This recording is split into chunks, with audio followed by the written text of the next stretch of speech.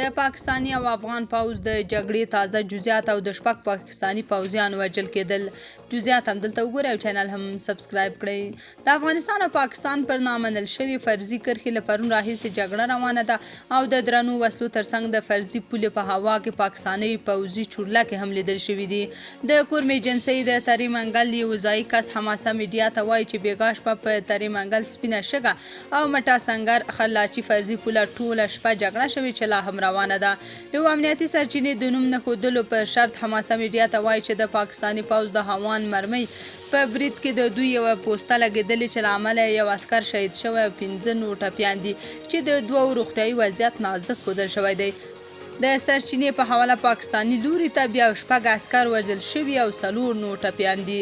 د زازیارو ولسوالۍ یوه اوسیدونکي حماسه میډیا ته وویل چې بېګا شپه پاکستاني ځواکونو د ملکي وګړو پر کورونو هوانونه ویشتي خو د مرګ ژوبلې په اړه یې څه نه دي ویلي. سرچینې وایي چې پاکستاني الوتکې د خپل وژل شوو او ټپي شوي عسکرو د انتقال لپاره رسېدلي.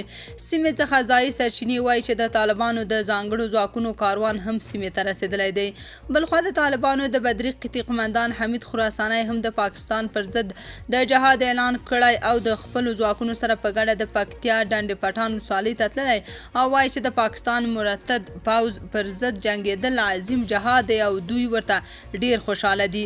عام افغانانو بیا د طالب ځواکونو د میړانې ستاینه کړې او وایي چې د پاکستان د هر ډز ځواب باید په ډز ورکړل شي. تاسو په دې اړه څه نظر لرئ؟ کومنټ کې شریک او چینل هم سبسکرایب کړئ.